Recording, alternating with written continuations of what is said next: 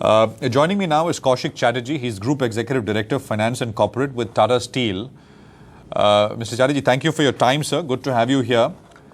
What prompted the decision at this point to sell the entire UK business now, sir?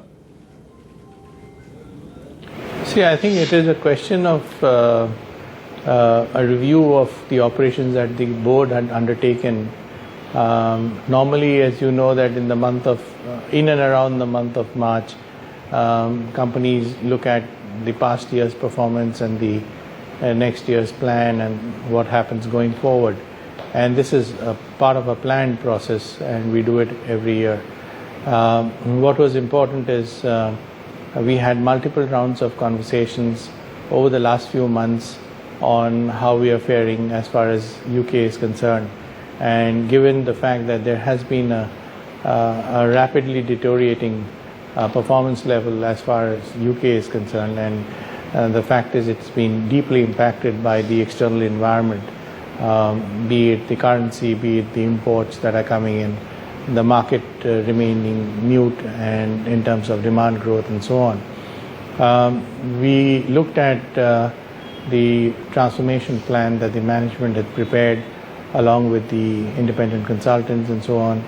The board spent considerable amount of time in risk profiling that plan, looking at scenarios, stress testing the assumptions, and looking at its own capital commitments going forward, and had to unfortunately come to a conclusion that this part of the portfolio does not support, or we cannot support this portfolio going forward, given the outcomes that are coming out of this entire detailed exercise. So that's essentially the trigger for the decision making.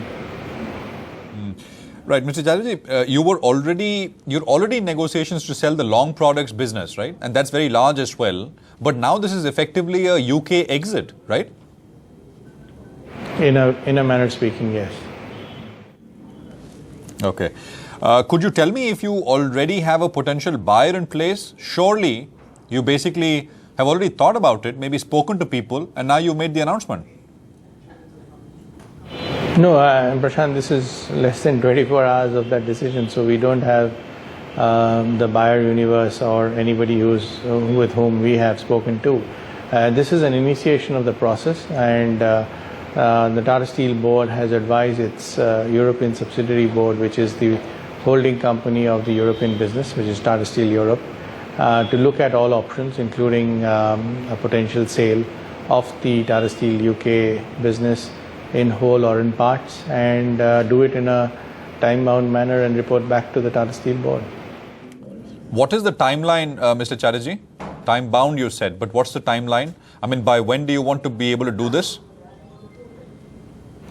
Yeah, so I think it is, I think that prelude of the fact that it has severity of cash flows, we would not want to talk about the timeline at this point of time till we start the process, because it's important for us to lay out the process in a credible manner and ensure that we appoint and onboard the advisory team and our own internal M&A process to ensure that we look at all these options.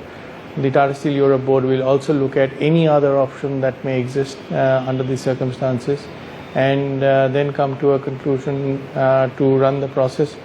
And we will do what is necessary from a credible process perspective. So I wouldn't kind of mention a specific date and a month and at this point of time, but it will have to be in a definitive manner. Mr. Chatterjee, the flat products division was not as hugely loss-making as the long products division. The long product division, you were already in advanced stages of negotiation to sell. Are you throwing in the flat product business also as a way to entice, as a sweetener for any potential buyer of the long products division? No, actually the two are unconnected, because the long products business is a transaction which is currently ongoing. We are in deep discussions with and advanced discussions with Greybull, as also with the government and other stakeholders to make that happen. So this is that's already been hived off into a separate subsidiary company called Long Steel UK, So that process is a separate process. To your earlier question, the strip business actually in the last 12 months, as I said, had been rapidly deteriorating in its financial performance, and therefore was needing more support in terms of resources, apart from all the resources that has been supported with over the last 8-9 years. You're saying that both decisions are unrelated, both transactions are unrelated, but is it possible that they could converge? And because there is that possibility, is it possible that this decision on the long products business as well could be delayed and we could continue to see losses at a consolidated level coming from Tata UK in the first quarter and second quarter of financial year 17 as well? I don't think so, because as I said that the longs transaction is in a fairly advanced stage in terms of understanding and sorting out the nuances which are typical for any of these complex M&A transaction in terms of contract novations and various other approvals and final negotiations on the nitty-gritties. So it is certainly in a very different position. But the strip one will have to start from as soon as possible and as soon as the European board considers the proposal of the timeline and advisory process. Could I say you'd be able to do this before, inside of the first quarter of 17? Even a ballpark estimate in terms of timeline would help, sir. So I said that, as far as timeline is concerned, I would be hesitant to talk about a timeline without getting a full substantive understanding of the full process that we are going to run. So we have to internally work out the timeline and understand how we will progress along with our advisors and also in the Tata Steel Europe board debate all the options that are existing at this point of time. So I think there is some more time before we come on with the clarity on the timeline. All right, fair enough. The total capacity on sale is about a little over 10 million tons in the UK, right? That we're talking about? No. It is, Scunthorpe itself is about 3.5 million tons to 4 million tons of capacity.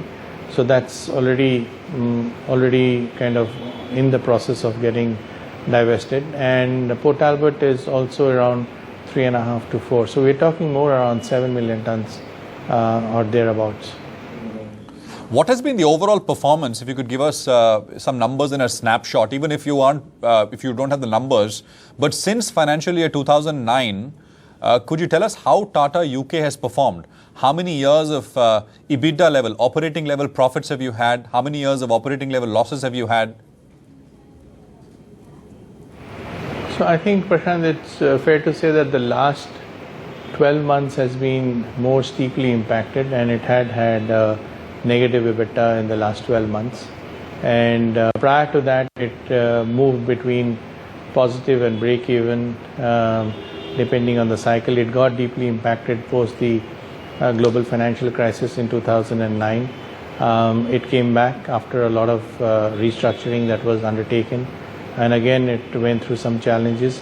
Last 12 months, because of the market conditions, because of the way the imports have landed up in Europe and in the UK from third countries, the weakness in the underlying demand and the cost of doing business in terms of manufacturing, energy and other costs, it has had a very debilitating impact. And that's been one of the reasons for such financial performance. Fair enough. Last 12 months, the situation got extremely bad. But I just go back to I want to press on that my earlier question, which is since financial year 2009, if you could tell us, has Tata Steel UK had any years of profitable performance at an operating or a profit level, PAT level? So at the operating level, couple of years of EBITDA profits has certainly been there. And last couple of years, more recently, as I said, last 12 months has been the most important period where it has made a significant amount of losses. Prior to that, as I said, it used to be between break-even and positive. It's not only the profits element, it's also finally the cash flow element, because these are non-integrated plants and therefore needs a significant amount of support for its sustenance capex, improvement capex, as well as for working capital needs. What is the debt, net debt associated with the Tata UK operations, Mr. Chatterjee? No, there is no such number as a UK debt, because we all consolidate and manage the debt on a group-wide basis. But you do file annual reports separately, right, for Tata UK and Tata Europe. So surely there would be some we numbers. do file annual reports on to the company house as far as UK is concerned. But that profile is not a debt for the UK, it's a debt for all of Europe, because the TAC, which is the holding company, also holds the European business. Okay, fair enough. Well, how many employees are we talking about as far as the entire UK operations go, which is the 7.5 million tons that you spoke about? Excluding long products? Including? Would be about 17,000 people roughly, 15 to 17,000, 15,000 people. You still have profitable capacity which you would have in Europe even after you sell the UK steel business.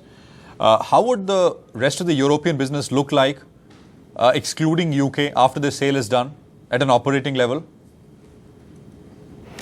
So the remaining part of the UK business, ex-UK, is essentially the Netherlands business, which has fundamentally remained one of the most operationally profitable business in all of Western Europe. It has also seen some headwinds in the last couple of months, but I think fundamentally a lot more stronger and comparable to any of the best plants as far as Europe is concerned. Right. How will the financials year 17 end numbers look like? I mean, for the group at a consolidated level, any broad numbers, broad strokes? I'm not looking for specifics, Mr. Chatterjee. No, I wouldn't like to get into forward-looking numbers at this point of time. Would rather do that as it comes. In terms of debt reduction, any number in the ballpark that you can tell us? What will Tata UK be able to do in terms of reducing your overall debt? What should we work with? No, I think it's important to put in perspective that almost the entire assets in the UK has been impaired. So therefore it's not a valuation game as far as sales is concerned. It's more about reducing of risk and exposure. I get that. Could you tell us, but you would look at some value, right? I mean, when you sell, you're looking to receive some value. The inclination, of course, is to sell to reduce the stress, but you would want to receive some value. Yeah. So I think that's an expectation of any seller, but it really depends on how much we will finally get through to it. But as I said, these are impaired assets. There are no material book value of these assets in the books of the company as far as the consolidated books are concerned. And therefore, it is more about reducing the risk and cash exposure going forward. You know, many would say, Mr. Chatterjee, that, Tata acquired this asset at the peak of course, this is with the benefit of hindsight, that you acquired this business at the peak of the steel cycle. You paid $12 billion plus for the asset, and now you're selling at the bottom of the steel cycle. We don't know that for sure yet, but it's possible that we could be around the bottom. How would you respond to that? So I think the business strategies were in the right place when the acquisition detection discussion and the decision was made. Because pre-global financial crisis, the developed world and the Western European economies provided a much steadier demand profile than a much riskier profile, say in India for that matter. Also, expanding capacities were a big challenge as far as India is concerned. We spent almost about 10 years in setting up a greenfield steel plant in Odisha.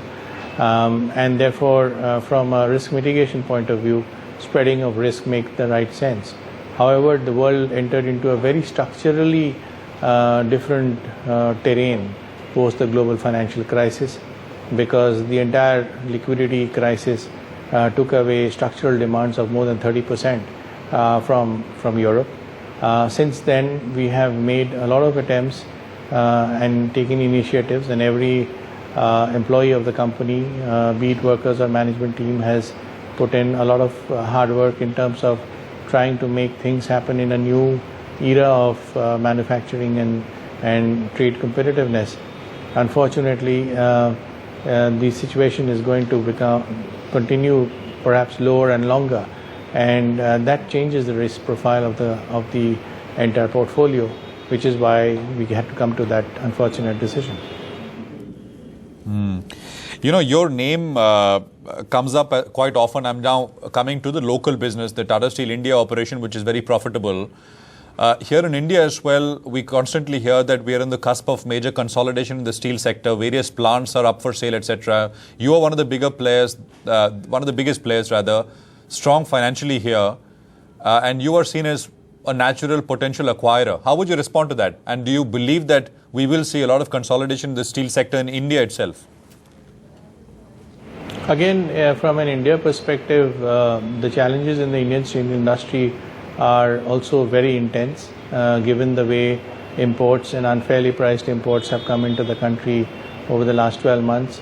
Our demand cycle has not yet moved to a terrain which is, or a level which is safe and robust.